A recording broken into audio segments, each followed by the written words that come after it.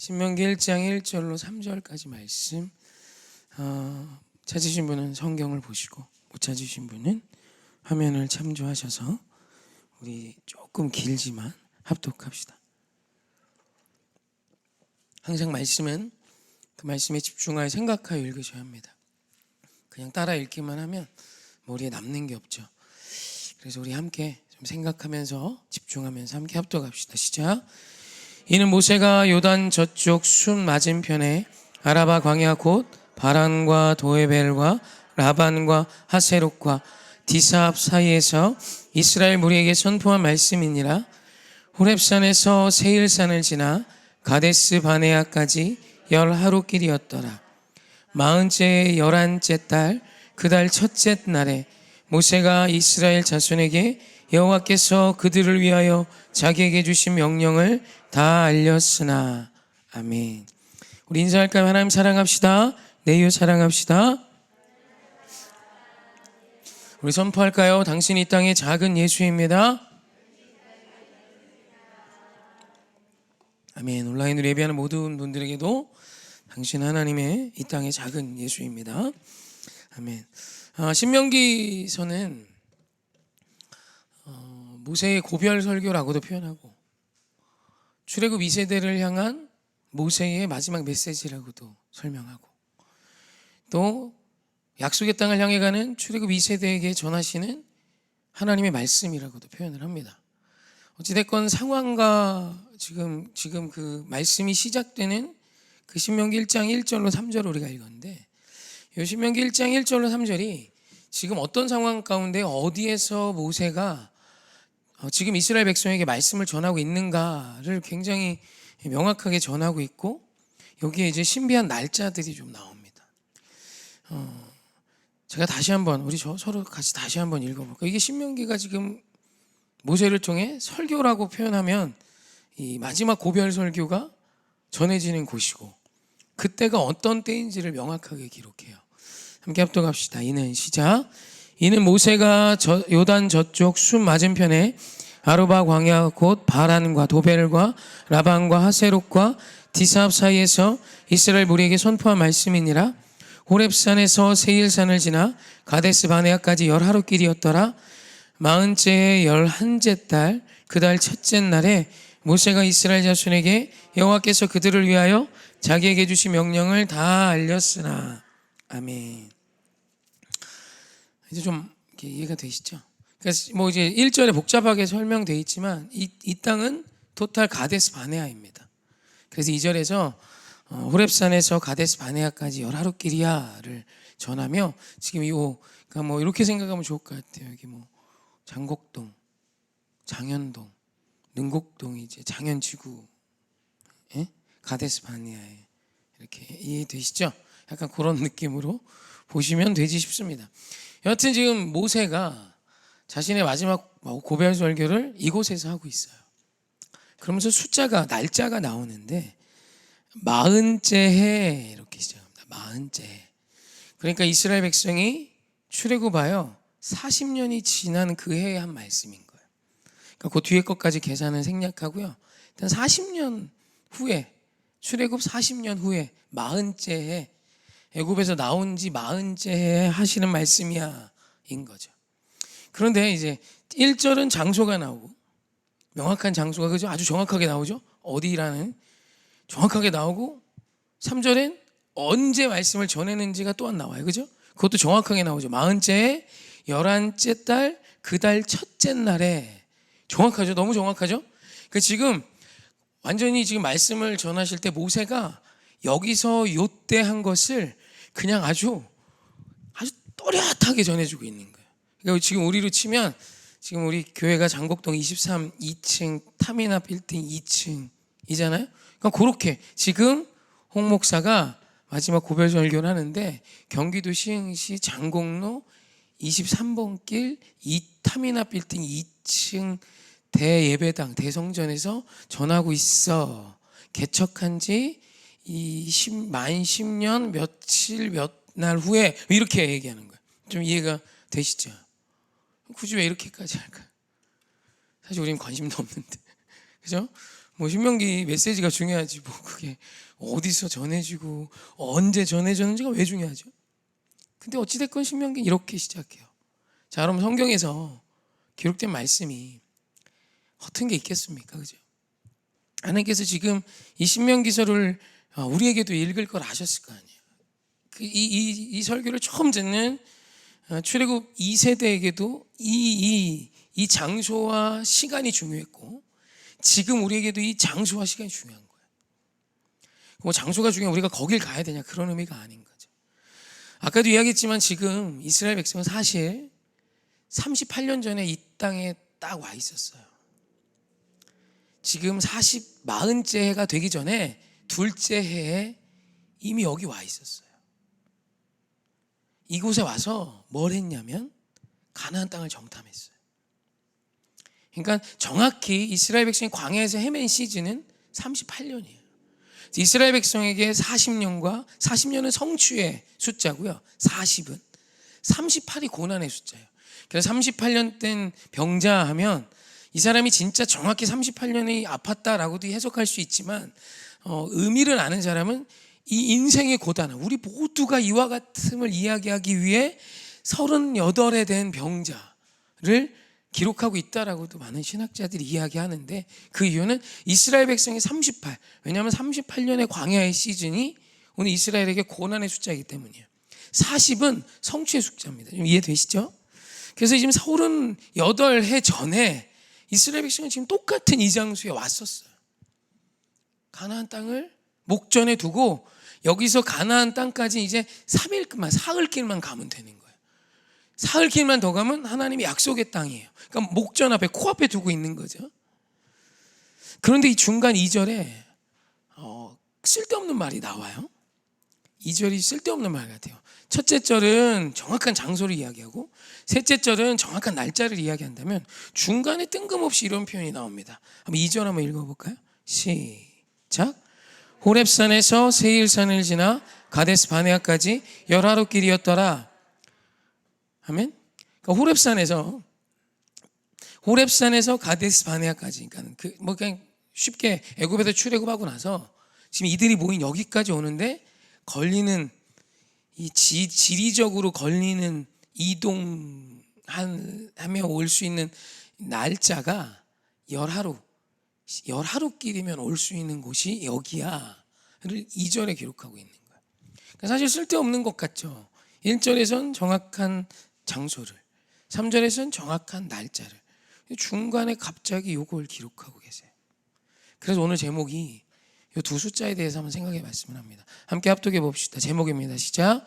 10하루길과 40째 해. 그러니까 지금 모세가 하나님의 말씀을 출애굽 2세대에게 마지막으로 전하면서 이렇게 운을 띄우는 거예요. 지금 여기가 가데스 바네아다. 근데 그거 알아? 애굽에서 출애굽해서 여기까지 오는데 10하루길이야. 근데 그거 알아? 40째가 됐지. 이 소리예요. 여러분, 지금 이 설교를 듣는 대상은 출애굽 1세대가 아니라 2세대예요. 1.5세대, 출애굽 2세대. 그러니까 이스라엘 백성들이 출애굽할 때 성인이 됐던 모든 사람은 다 죽었어요. 갈렙과 여호수아를 제외하고, 여호수아 갈렙을 제외하고, 모세를 제외하고 없어요. 출애굽 1.5, 2세대만 있는 거예요. 거기서 어렸을 때 출동한 사람들, 그 다음에 광야에서 태어난 아이들, 그리고 첫 애굽에서 출애굽했던 1세대들은 지금 여기 없어요. 그러면서 이들에게 지금 말씀을 하시며 10하루길과 40째 해를 말씀하세요. 왜 이 말씀하실까요?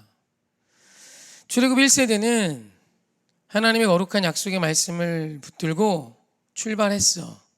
그리고 이제 시내산에 들려 거기서 하나님과 언약을 맺고요, 주님이 주신 성막의 청사진을 가지고 성막을 건조 다 완성한 뒤에 거기서 하나님의 임재를 받고 레위기가 이제 기록돼요. 주 율법을 받고 제사를 드리며 하나님과 언약을 맺고 이제 신혼방이죠. 성막의 어떤 하나님과의 교제의 상징을 딱 마련한 뒤에 가데스 바네아에 왔어요. 2년 만에. 2년이 걸린 거야. 하나님의 계획은 지금 가데스 바네아까지 2년까지 딱 걸리고 언약하고 율법 주고 이스라엘 백성을 구분하고 이들이 어떤 민족인지 소망과 꿈과 믿음을 주고 2년이 지난 거예요. 그리고 2년 동안 낮에는 구름 기둥, 밤에는 불 기둥, 만나와 메추라기를 먹이고 입히시고 반석에서 불을 내시며 이들을 지금 2년 동안 기적과 이적으로 이끌어 주시고 당연히 옷도 해지지 않았고 공급과 은혜를 더해 주신 거죠. 그래서 이제 가데스 바네아 왔어요. 그리고 가나안 땅을 딱 정탐하고 와서 이제 들어가면 되는 건데 왜 못 들어갔죠?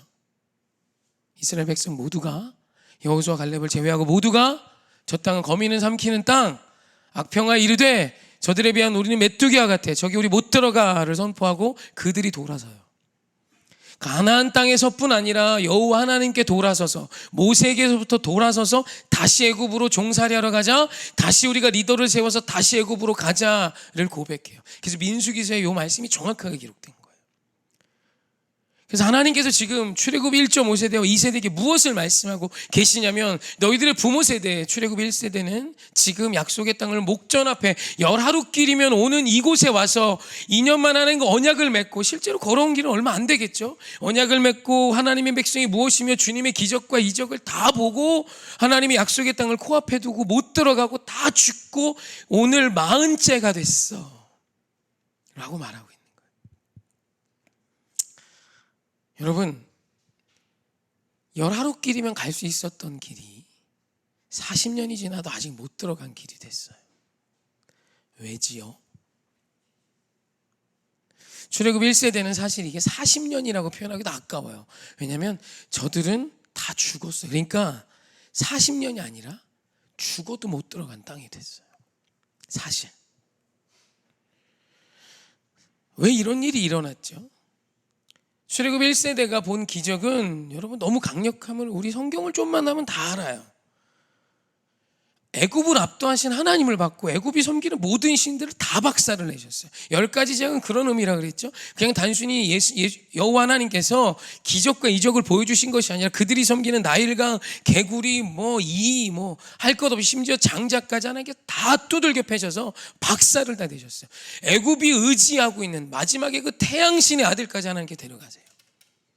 그러니까 애굽의 모든 사람들이 신이라 말하는 모든 것들을 이스라엘 하나님이 다 박살을 내시며 내가 참신임을 보여주시고 이들이 나와 홍해를 지나 하나님의 구름 기둥과 불 기둥의 보호함 속에 시내산에서의 하나님과의 언약과 성막이라는 하나님과의 신혼집의 은혜를 누리고 주님과의 율법과 은혜를 다 누리고 성령의 임재가 이제 하늘에 불이 임하고 그 놀라운 하나님의 영광을 다 보고 온 거예요. 2년 만에 이 땅에. 그런데 저들은 못 들어가고 죽었어요.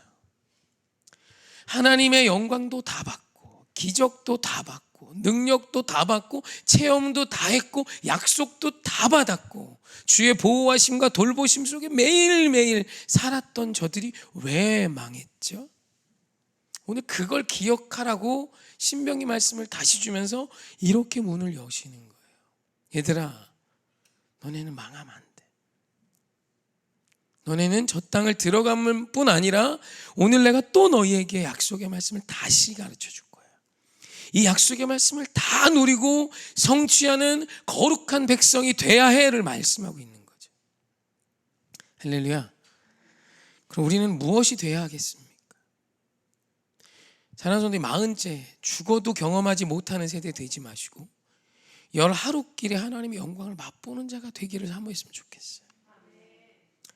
여러분, 그럼 이 엄청난 차이는 어디에 기인합니까? 앞선에도 이야기했지만 기적이요? 이적이요? 성령의 강력한 임재요? 응답이요? 환상이요? 꿈이요? 아니에요. 무엇이죠? 순종입니다. 순종. 우리 너무 잘 아는 말씀 사무엘상 15장 22절 23절 한번 같이 볼까요? 너무 잘 아는 말씀이죠. 사무엘상 15장 22절 23절 말씀입니다. 사무엘이 이르되, 우리 함께 합독할까요? 시작.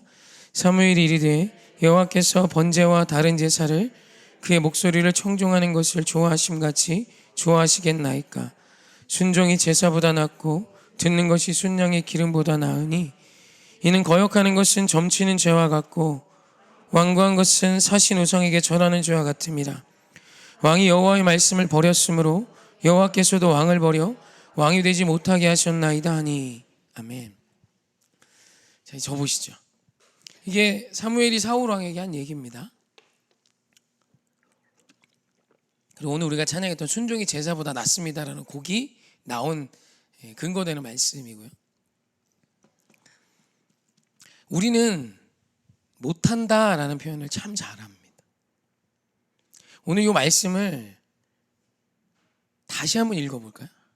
지금 사울은 사무엘에게 못했습니다, 할 수 없었습니다를 이야기한 거 아시죠? 그죠? 어쩔 수 없어, 부득불을 어찌할 수 없어 셌습니다. 그러니까 지금 그렇게 할 수가 없는 상황이어서 저는 잃겠습니다를 이야기할 때 지금 사무엘상 15장 22, 23절을 통해 하나님이 사울에게 과연 그것이 못한 것인지 안 한 것인지에 대해서 말씀하고 계세요. 다시 한번 읽어봅시다. 합독합시다. 시작. 사무엘이 이르되 여호와께서 번제와 다른 제사를 그의 목소리를 청종하는 것을 좋아하심같이 좋아하시겠나이까. 순종이 제사보다 낫고 듣는 것이 순양의 기름보다 나으니 이는 거역하는 것은 점치는 죄와 같고 완고한 것은 사신 우상에게 절하는 죄와 같음이라. 왕이 여호와의 말씀을 버렸으므로 여호와께서도 왕을 버려 왕이 되지 못하게 하셨나이다 하니. 아멘. 사실 이 메시지와 신명기 1장 1절로 3절의 메시지가 담는 내용이 똑같습니다. 이스라엘 백성은, 지금 사울 왕은 이스라엘 백성은 모두 다 하나님을 버린 적은 없어요. 그들 입으로 난 하나님 버릴 거야 라고 말한 적 없고 그들이 예배를 멈춘 적도 없습니다. 그런데 하나님은 이스라엘 출애굽 1세대는 죽어도 약속의 땅에 못 들어가게 하셨고 사울 왕은 버리셨다라고 선포하고 있어요. 여러분, 못한 것과 안 한 것은 완전히 다릅니다. 이거 죄의 경우도 마찬가지죠. 이것이 그냥 사고와 이건 내 의도성이 없는 거잖아요. 안 한 것은 내 의도가 있는 거죠. 그죠? 맞잖아요. 안 한 건 내 의도가 있는 거예요. 못한 건 내 의도와 상관없이 그렇게 된 겁니다. 할 수 없었던 거죠. 그런데 오늘 분명히 성경도 그렇고 이스라엘 백성도 그렇고 늘 하는 얘기가 뭐냐면 어쩔 수 없었다는 거예요. 못했다는 겁니다. 그러나 하나님은 그것을 안 했다라고 선포하고 계세요. 그러면서 우리가 읽었던 23절에 보면 거역하는 것은 점치는 죄와 같고 완고한 것은 사신 우상에게 절하는 죄와 같음이라 라고 말해요. 그러니까 지금 거역하고 완고한 것, 내 뜻이 우선이 돼서 하나님의 말씀보다 내가 먼저 되는 그것은 우상숭배요, 점치는 것과 똑같은 죄라고 하나님께서 명확히 말씀하고 계시는 거죠. 사랑하는 성도님, 여러분의 인생 가운데 하나님이 약속을 누리기 원하신다면 순종이 없으면 때려 죽여도 안 됩니다. 만약에 그게 된다면 순종 없이 하나님은 거짓말쟁이십니다. 오늘 우리가 신앙생활을 아무리 오래 하고 나의 어떤 무엇을 위해 하나님께 어떤 기도회를 하고 어떤 무엇을 해도 주님이 오늘 어느 날 우리에게 요구하시는 것들이 있을 때가 있어요. 순종해라. 기도에 대해, 예배에 대해, 또 선교에 대해, 또 어떤 하나님 사랑, 이웃 사랑에 대해.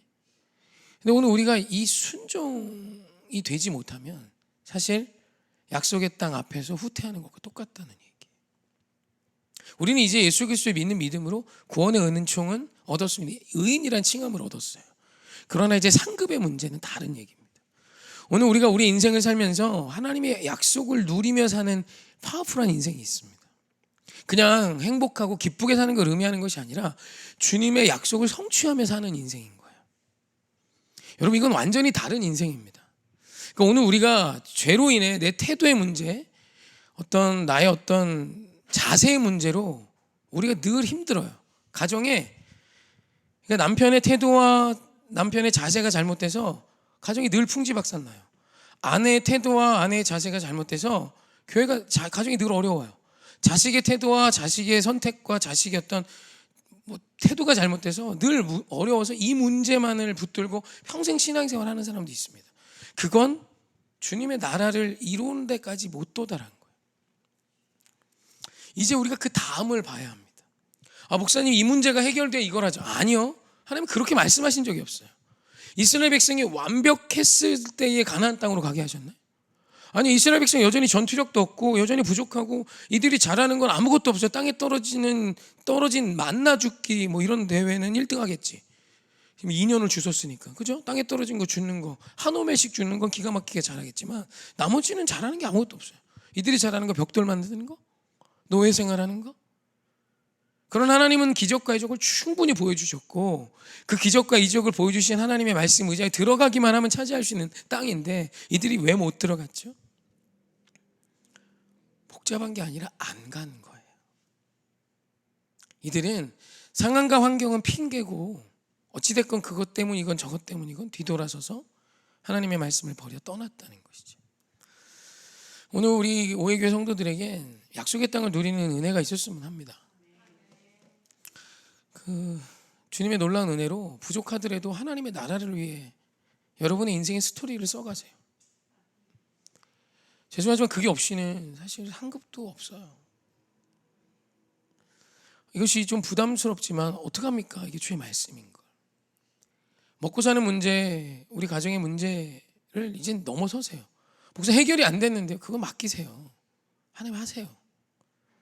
근데 우리가 해야 될 건 뭐냐면 주께서 내게 주신 거룩한 마음을 한결같이 지키는 한 사람이 되어주세요. 감정과 세상의 어떤 상황과 환경이 우리를 요동하게 합니다. 그건 나만 그렇지 않아요. 모두가 마찬가지죠. 그런 중에 주의 말씀을 믿고 순종하는 자가 있어요. 하나님의 말씀이 들리면 그 말씀이 이루어지는 인생인 거죠. 할렐루야. 이렇게 순종은 어떤 거냐면 빛이 있으라 빛이 있었고 이러잖아요. 그 사이에 이게 들어가요. 천하 만물이 순종하여. 빛이 있는 거예요. 순종을 해야 빛이 임하죠. 그러니까 오늘 하루 우리 하나님이 순종하지 않아도 주시는 은혜들이 있어요. 우리가 그 은혜만 바라며 살기엔 인생이 너무 아깝습니다. 고생스럽잖아요. 여러분 안 피곤한 분 계세요? 그죠? 다 피곤하죠. 지금 다 어려워요. 스태그플레이션 뭐 주일도 얘기했지만 다 힘들어요. 근데 그런 와중에도 내 상황과 환경이 어떻더라도 주님이 명하시는 것이라면 아멘 하는 사람이 있어요. 그 사람이 여러분과 똑같이 산다 생각하면 안 돼요. 내가 오늘 아멘하고 있는데 고난 중에 계세요? 괜찮아요. 아멘하고 주님 앞에 나아가는데 왜 기쁨으로 주님의 영광의 고난에 참여하는 거잖아요. 할렐루야. 행복이 우리의 목적이 아니에요. 세상이 말하는 기쁨의 모습이 우리의 목적이 아니에요. 그러면 에르메스 핸드백 하나씩 사서, 에르메스가 최고라며 난 몰랐어요. 페레가모가 최고인 줄 알았어. 샤넬이 최고인 줄 알고. 이번 주 알았다니까요. 에르메스가 명품 중에 명품이래요. 그런 거 하나씩 걸치고 자동차도 벤츠 하나씩 끌고 자랑하면서 하는 게 우리 인생의 목적이라면 우리 그거 해야겠죠. 하나님은 오늘 우리에게 그걸 약속하신 적이 없습니다. 하나님의 평안과 하나님의 놀라운 약속의 성취와 하나님이 보여주시는 풍성함을 누리기 원하십니까? 그럼 순종하셔야 돼요. 매일매일 여러분의 인생 가운데 여러분의 인생의 한 절이 순종이 되어져야 합니다. 예배요 뜻을 정하여 다니엘과 같이 드리시고요. 여러분의 삶의 한 절에 하나님의 나라를 위한 삶을 내 삶의 한 절이라도 드리셔야 돼요. 그것 없이 오늘 내가 예배 드렸으니까 되겠지. 그럼 오늘 하나님이 사무엘상 이렇게 얘기해야죠. 나는 순양의 기름이면 충분해. 네가 제사하는 거면 충분하지. 수고했다 하더라 라고 말씀하셔야죠. 여러분 이게 성경에 보면 자꾸 예배하는데 그 예배는 여호와를 앙망하는 거거든요. 아멘. 여호와를 앙망하는 거, 여호와를 기다린다는 뜻이에요. 여호와를 원하는 거예요. 아멘. 주님 때문에 목마른 거예요. 주님께 목마른 거예요. 주님께 배고픔이 있는 거예요. 그럼 우리 하나님 뭘 약속하십니까? 여호와를 앙망하면 너의 뜻이 이루어져. 이러면 좋잖아요. 독수리가 날개치며 너 올라감 같은 새 힘을 주신대요. 여러분 새 힘을 주신다고 완전 좋아하는데 한번 생각해 봅시다. 내가 지금 힘들어 죽겠는데 하나님이 새 힘을 주세요. 그게 좋으세요? 예수님이 십자가를 지고 걸어가는데 하나님한테 이렇게 기도했잖아요. 할 수 있거든 이 자신을 내게서 지나가게 해주세요. 그랬더니 하나님이 거기에 답 안 주시고 갑자기 힘을 주세요. 할 수 있어. 해야지. 이런 그 이스라엘 백성을 향한 하나님의 그 자녀들을 향한 불쌍한 마음을 막 넘치게 하시고 통곡하게 하시고, 그러면서 내가 저들을 위해 기꺼이 죽어야 되겠다는 마음을 자꾸 주세요. 이게 힘이죠. 이건 힘이에요. 여러분, 하나님이 자꾸 새 힘을 주시고 무언가를 공급해 주시고 은혜를 주시고 능력을 약속한 이유는 벤치 사라고 주시는 게 아니잖아요. 십자가를 따라 순종하는 너의 삶의 한절을 기대하고 계시는 거예요. 그래서 어떤 이는 예배 숫자가 별로 많지 않아요. 그래 뭐 주일 예배는 당연히 드릴 거고 막 하겠죠. 막 기도를 막 뭐 이렇게 하지 않는데 뭐 하나님의 막 돌봐주심이 있는 사람들이 있어요. 막 봐도 막 간증투성이죠. 저는 진짜 돈 얘기하면 할 게 너무 많아, 할 말이 너무 많습니다. 돈은요 저에게 진짜 아무것도 아닌 거예요. 왜냐하면 돈이 없었던 적은 없는 것 같아요. 부자 된 적도 한 번도 없지만 내가 무슨 일을 할 때 내가 누군가에게 도움을 주거나 또 내가 돈이 필요할 때 모자랐던 적이 없는 거예요. 나는 일하지 않는데 주님이 와서 주세요. 이게 진짜 그거 참 놀라운 것 같아요. 이게 그래요. 제 식구들한테 한번 가서 물어보세요. 여기도 물어보면 잘 알아요. 그죠? 잘 알죠. 얘기 좀 해줘요. 이게 저는 돈을 안 버는 사람이에요. 저는 돈 안 법니다. 근데 진짜 엄청나게 큰 돈을 저희 어머니 병원비로도 받았고, 또 누군가에게 또 이렇게 또 꽤 큰 금액을 주기도 하고, 또 엄청나게 큰 금액을 또 받기도 하고, 무슨 막 이러면 살아요. 그래갖고 뭐 통장을 비우면 또 채워지고, 비우면 또 채워지고. 그러니까 저희 교회도 지금 코로나19로 어려운데, 이게 어떻게 유지가 계속 됩니다. 막 아슬아슬 막. 저도 수십억 쌓이면 좋겠어요. 수십억 쌓여서 갑자기 이제 성도님들한테 일하는 거죠. 저기 땅 제가 사놨어요. 500평 사놨어요. 목사님 어디요? 언제 모으셨? 그냥 뭐 좀 모아셔서 사놨어요. 500평. 자, 우리 이제 남성 여성계 이렇게 모여보세요. 회의에서 디자인 빨리 하세요. 얼마나 좋아요. 건물 어떻게 다 있어요. 얼마나 좋아요. 그런 적은 없지만 뭐를 해도 아꼈고 쓰지 않아야 될 건 안 썼고. 이것도 이면지잖아요. 전부. 이번 주 주일 복사하는데 정신 없어갖고 쪽 한쪽만 복사를 해야 되는데 모든 쪽을 해가지고 난리가 났어요. 한 40-50장 나왔습니다. 버릴 수 없잖아요.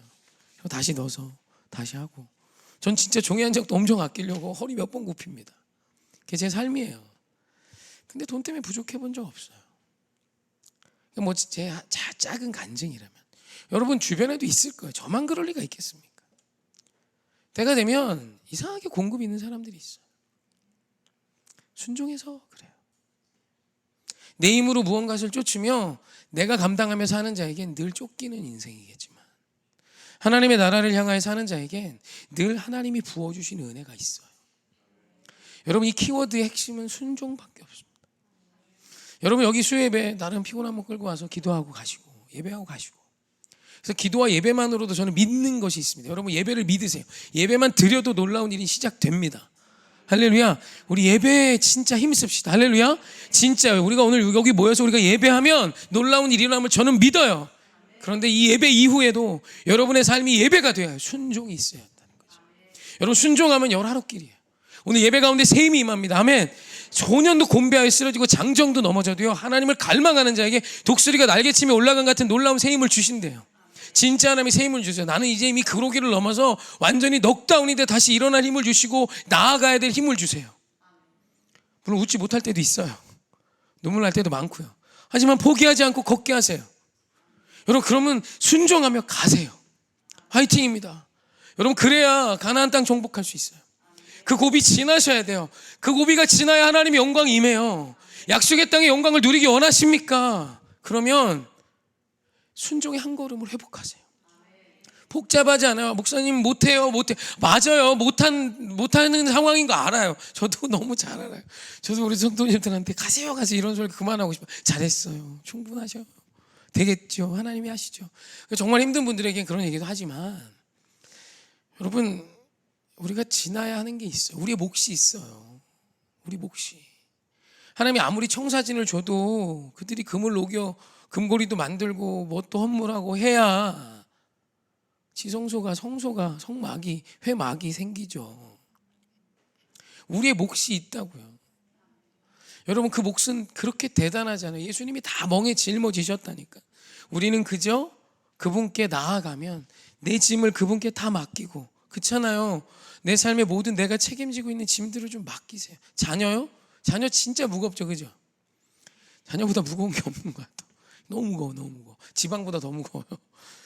좀 이렇게 맡기고, 또 먹고 사는 문제, 가정의 문제, 이거 좀 맡기고, 하나님과 함께 내게 주신 사역지가 있어요. 그게 가정이 시작이겠죠. 가정을부터 시작으로 여러분에게 주신 하나의 마음들을 이루어가는 자가 되어주세요.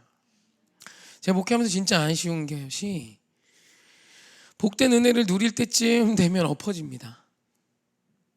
기가 막힌 타이밍에 엎어짐이 와요. 이게 이제 그 다음 시즌으로 넘어갈 게, 봄이 끝나서 여름 될 쯤 되면 엎어지고, 시즌이 지나서 여름이 지나 가을이 되어 열매를 거두잖아요, 그죠? 이제 겨울에 폭삭폭삭 다 엎어지고, 봄이 되면 겨울에 그 힘듦으로 봄에 씨를 안 뿌려. 그럼 여름 되면 거둘 게 없고, 가을 되면 남 추수하는 거 구경하고, 남이 추수하는 거 들으면서 다시 힘내서 겨울이 또 오면 또 힘들어하고, 뭐 이런 레파토리가 너무 많아요. 여러분, 인생 안 힘든 사람이 어디 있겠습니까? 진짜로. 광희야, 요즘 학교 가는 게 힘들지? 크게 얘기해봐. 힘들지? 크게 얘기를 해봐. 힘들어? 대답을 크게 해봐. 힘들어? 쟤도 힘들어. 9살에 쟤 맨날 힘들다고 그런다 그랬잖아요. 공부하는 것도 맨날 울면서 해요. 눈물로 공부하는 애예요. 힘들지? 대답을 해봐. 반말하지 말고. 그랬대. 네, 좀 반말을 하니. 다 힘들어요. 지금 우리 막내 자는 거죠. 고단해서 자는 겁니다. 너무 고단해서 지금 자는 거야. 너무 힘들다. 인생은 힘드냐 안 힘드냐로 싸우는 거 아닙니다. 어떤 것을 남기고 있으세요? 우리 가나안 땅 들어갑시다. 순종 해버립시다. 왜 완고하십니까? 완고한 건 우상숭배래요. 자꾸 내 고집으로 사세요. 내 판단으로 사세요. 하나님이 아니라는데. 내게 주신 은혜의 사람이 일하잖아요. 할렐루야. 내 아내도, 내 남편도, 내 자녀도, 권사님도, 집사님도, 홍목사도, 우리 사모도, 여기는 모두도 주님이 주신 은혜임을 믿으세요. 여러분, 그래서 예수를 믿는 자는 사실 거의 포기하는 게 없습니다. 포기할 수 없어요. 그가 나를 떠나고 심지어 나를 비난해도 그를 위해 다시 기도하게 됩니다. 그것이 하나님이 주시는 새 힘이에요. 나에겐 남는 게 아무것도 없는 것 같고, 어떤 날은 등신 같기도 해요. 이게 뭐 하는 짓이지? 저는 나를 헌신짝처럼 버리고 심지어 나에게 욕도 하고 좋지 못한 일도 했는데 내가 그를 위해 기도하고 있다니. 그런데 그것이 열매 맺는 때가 와요. 여러분, 그래서 성경은 항상 응원하고 새 힘을 줍니다. 새 힘 줄게, 다시 일어나. 새 힘 줄게, 다시 일어나. 여러분, 이건 사실 따지고 보면 하나님께, 제가 한 번은 새벽에 자꾸 새 힘 주신 하나님한테 짜증낸 적이 있습니다. 새 힘 그만 주고 상황을 바꾸시라고. 상황을. 저 모 집사의 인생을 바꾸시라고 막 이렇게 기도한 적도 있어요. 아니, 상황을 바꿔달라고 나 맨날 그러는데 왜 자꾸 새 힘만 주시냐고. 왜 그를 향한 긍휼함, 진짜요, 자꾸 누구에 대해 긍휼한 마음을 주니까 짜증이 나는 거예요. 지금 나 위에 울기도 바빠 죽겠는데 내가 왜 그를 위해 울어야 되냐고 막 울면서, 그가 너무 불쌍한 걸 알겠는데 정신을 차리는 거죠. 주님이 주신 은혜로부터 해방되기 위해 다시 내 정신으로 돌아오려고 저도 새벽에 많이 사토합니다. 이건 좀 아니지 않냐고. 왜 내가 그 사람을 위해 열받을 땐 그 사람도 아니죠. 걔를 위해 울어야 되냐고 막. 여입니다. 그 사람을 위해 내가 왜 울어야 되냐 막. 그럴 때 있어요. 하지만 그때 주시는 그 부어주시는 새 힘으로 그를 포기하지 않으면, 한번 생각해 보세요. 하나님께는 얼마나 기쁜 겁니까? 여러분, 인간과 인간관계는요, 쌍방 아닙니다. 한 사람만 잡아주면 잡힌 사람 살 수 있어. 여러분, 그거 아세요? 철봉에 사람이 매달리잖아요. 자기 체중은 다 지탱합니다. 물론 이제 놔버려서 지금 어려운 분도 계시지만, 보통 애기들이 한 서너 살만 되면 지 체중은 다 하고요, 자기 체중만큼 들 힘이 있어요. 그죠? 있어요. 두 손을 모아 들면 자기 체중만큼 더 들 수 있습니다. 물론 그렇지 못한 자도 있지만 여러분 이게 무엇일까요? 남음이에요. 내 체중을 들고 남는 힘이 우리에게 있다니까요. 그 남는 힘으로 순종을 선택하십시오. 할렐루야. 오늘 그 은혜가 저와 여러분에게 시작되길 주님의 이름으로 축원합니다. 우리 찬양합시다. 우리 순종이 제자보다 낫습니다.